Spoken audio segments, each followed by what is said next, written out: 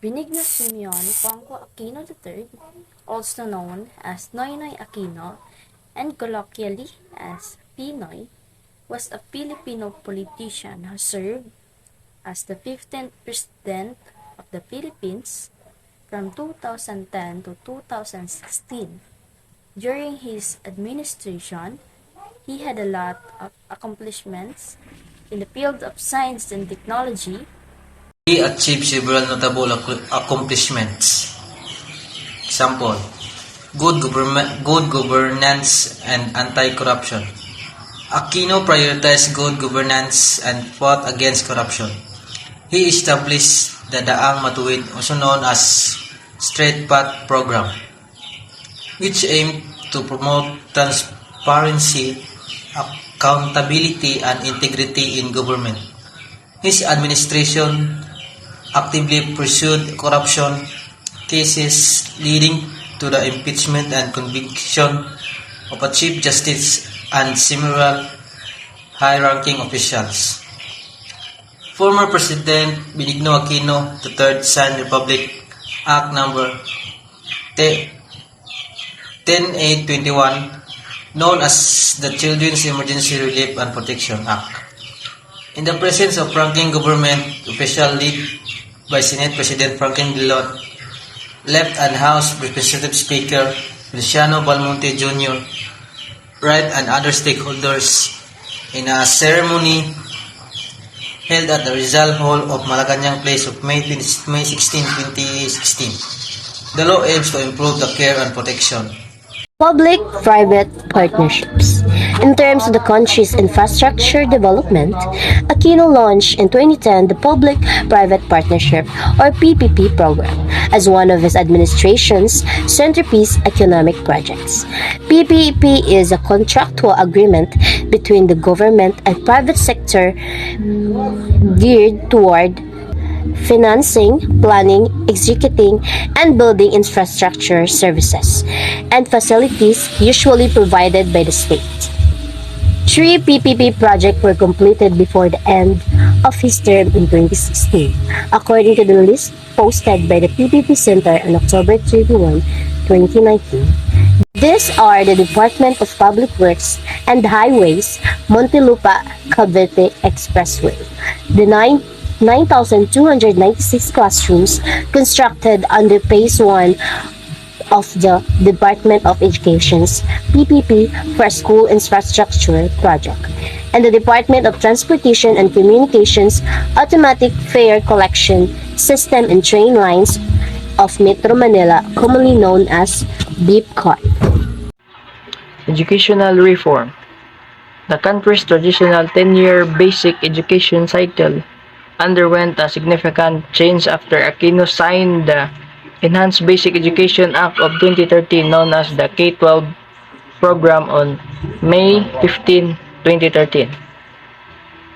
The law, which was the Aquino administration flagship education reform program, added 2 more years to the basic education of the students in the country.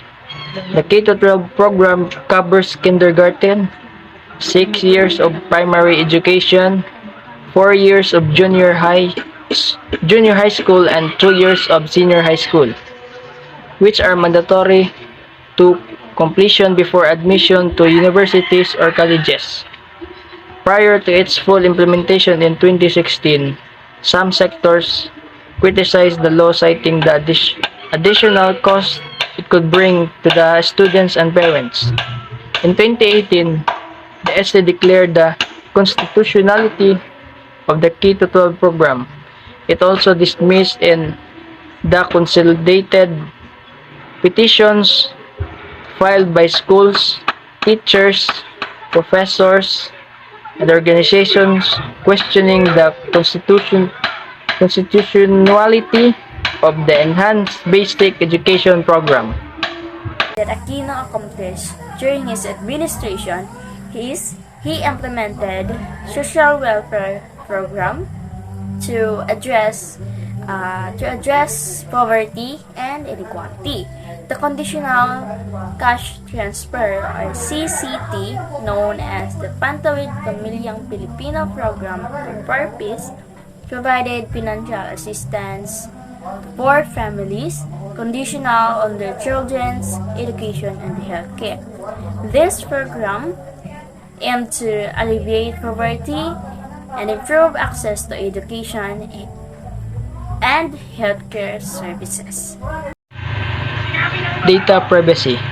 In a bid to protect all forms of personal information in the government and private sector, Aquino signed RA 10173 or Data Privacy Act of 2012 on August 15, 2012. The law orders all government and private institutions to protect citizens' data privacy rights, apply the information security standards in data processing, implement legal criteria in dealing with personal data, and adopt control measures that guarantee the information's availability, integrity, and confidentiality. Aquino also signed the law to boost the Philippines' investment in our information technology and business process outsourcing industries.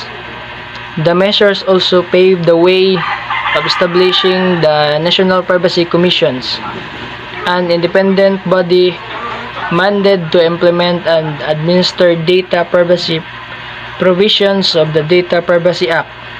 Penalties for unauthorized processing of personal and sensitive information range from 3 to 6 years imprisonment and fine up to 4 million pesos. Disaster response and rehabilitation.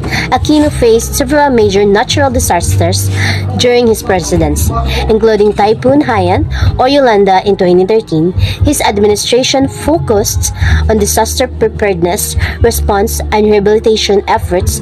They implemented measures to improve early warning systems, disasters risk reduction, and post-disaster recovery. Anti-Cybercrime Law. In September 2012, Aquino signed into law Republic Act number 10175 or the Cybercrime Prevention Act of 2012, which originally aimed to penalize crimes such as cybersex, child pornography, identity theft, illegal access to data, and cyber squatting. Economic growth. Aquino implemented various economic reforms that helped stabilize and strengthen the Philippine economy. Under his administration, the country experienced consistent economic growth with an average annual GDP growth rate of around 6%. This growth was driven by increased investments, improved fiscal management, and focus on good governance. International relations. Aquino pursued a more active and engaged foreign policy, strengthening ties with other countries and international organizations. He sought to promote the Philippines as an attractive investment destination and responsible member of the global community. Aquino also played a significant role in advocating for the rights of Filipinos migrant workers abroad. It is important to note that while Aquino's achievements were recognized by many, there were also criticism and challenges during his presidency. However, the aforementioned accomplishments highlight some of the key areas where his administration made notable progress.